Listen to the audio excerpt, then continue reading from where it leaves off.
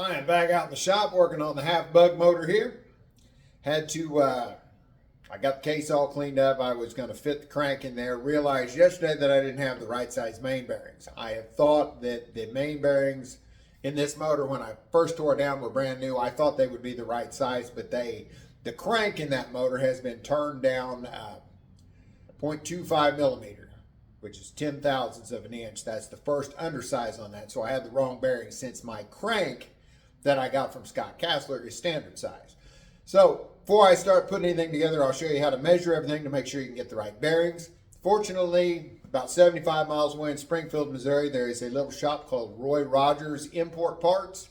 And 25 years ago, when I was putting together a rail buggy, they were the go-to place locally to get parts, and they still are. They had the bearings on the shelf that I needed, so I took a little road trip down there in the vet and picked those up. So now we're back in business. So the first thing you want to measure is your main bearing crank journals. And Scott had marked everything standard, so I figured they were standard. And when I double checked them, it was right on the money. Standard diameter of this should be 54.95 millimeters. Right on the money. And he sent the rod bearings, which are also standard size. He sent those with it. Now I understand why he didn't send the main bearings, because that will depend on your case. Since your case can be line bored, that will open up and widen these passages where the bearing sets. So you need to measure those too. So there's actually 3 different measurements you need getting bearings for these engines. You need the crank, you need the bore here, which from here to here on a stock motor should be 65 millimeters. 64.98, 65 millimeters. So this has not been line bored in the past. And the other thing you need to measure is the thrust surface. Now, the deal is, the original motor, or when this was in the original configuration, the thrust bearing is the rear bearing, which we have cut off. But we're going to make the front bearing the thrust bearing. And it is supposed to be 22 millimeters. And it is 21.95, so it has not been machined. So you would get a fully standard size set of bearings for this particular engine. You'll get the box. It's listed standard. Because my other bearings were marked standard 0.25. So standard would be your bore in the case. The next number would be your crank diameter. So we got that all straightened up. I've got the right bearings now. Another little problem I had this morning is you have alignment pins here, here, and here to keep the bearings from rotating. I had lost 2 of those pins, so I had to make a couple of new ones. No big deal. If you end up having to make them, a 5 millimeter bolt is real close. 5 millimeter diameter, about 7.7 millimeters long. Knock it down in the hole, it'll work just fine.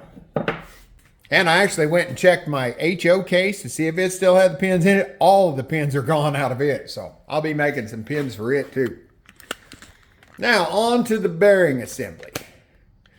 You buy a complete set of bearings, you know you'll have an extra set of bearings, an extra bearing, because you've taken the one off the end. Well, what I've got set up right here is how it normally would be set up on a full engine. You've got the little bearing in front. You've got a solid bearing with no edges that goes here. You have a split bearing that would go here, which is your normal middle bearing. And then you would have your thrust bearing that has the lips on it, which should go at the back where they normally set the thrust. Well, what we've got to do is we're going to get rid of the split bearing. Since we can slide full bearings on each end, we'll get rid of the split bearings. We don't need those. We're going to move the thrust bearing to the front of the crank here, and then we'll move this solid bearing to the back. So that's your bearing pattern there, small, thrust, and then the regular full round. So I am going to slide these onto the crank, lube them up, and we'll set it in the case, make sure everything turns. One more thing you need before you put the crank in there to set up the thrust is a couple of thrust washers. Now these are usually on the flywheel side of the engine, and we're going to move them to the other end of the engine because we moved the thrust bearing up there. Now the plans call for two 10,000 thrust washers. These were the washers that were on the 28 horse crank that I bought that Kassler had built, and he used a 10 and a 15. So we'll see how this comes out as far as Endplay with the crank in there. But right now I'm going to use these two because those are the only two I've got. One of them needs to be enlarged on the ID about 1/8 of an inch because it has to go on the crank like that. And the crank is just a little bit, the crank journal's a little bit bigger around than the washer. See, this one won't slide on there. So you can just take that out with a Dremel, drum sander, however you want to enlarge the center of it. But that goes on like that. Then we'll have the bearing go on, and then the other washer on the other side. So I wipe down the journals, even though this is just a test fit. Don't want any dirt in there. I'm going to take the back bearing. Just give it a little bit of lube, because I am going to want to spin it. You notice that the alignment hole is offset. The pin is to the back, so the bearing will go on this direction with the hole to the back. So slide that on there. I've already got the shim here.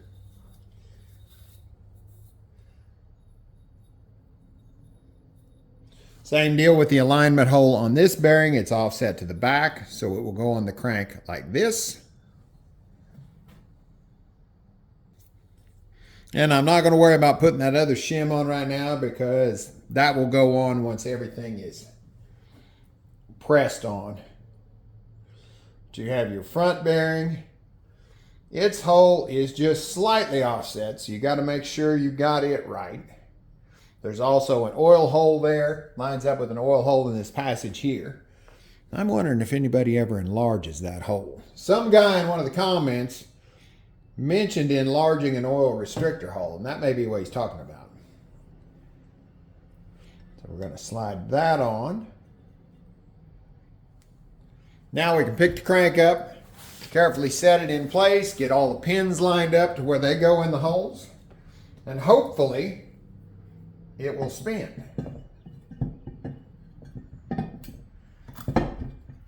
And there's the last. So now the crank is all setting down in there like it should be.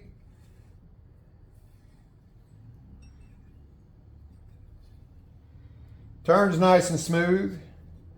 The counterweights aren't hitting anything.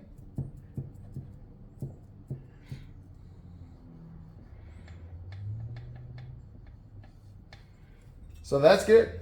Scott did a good job on the counterweights. They're close, but clearance is clearance. All right, the next thing is your cam gear on the crankshaft. It goes on like this, and it will butt up against this shim here. Problem is we have an extra lip here now that we don't have normally, so we need to machine down this gear. And see how it's machined down there? This is one that was on that 28 horse crank, so it's already been machined. A stock one is just flat on both sides. So you need a lathe or something to cut that down. Fortunately, I've already got one. So how you set this up is you've got the width of your bearing here and two shims. The instructions call for a 10,000 shim on both sides. The crank I got that was already completed had a 15 up against this to move the crank slightly to the back. But you put whatever shims you want to use, you fit them on your bearing, take a measurement of the width of this, and then you'll need to take a measurement of the distance from here to here, and then you'll need to machine a lip on this to where your outer bearing will fit on. And that lip plus this width needs to equal the thickness of this plus 4/1000 of an inch for the end play. So I turned this in the lathe. I left it a little shallow, pressed it together and checked it, and I kind of inched my way up, taking it apart several times until I got it exactly where I wanted it. If I'd have cut it in one pass, I'd probably had too much end play. So that would be what I would recommend doing. The problem is you press this onto the crank, so it's hard to get off since this lip on this is in the way.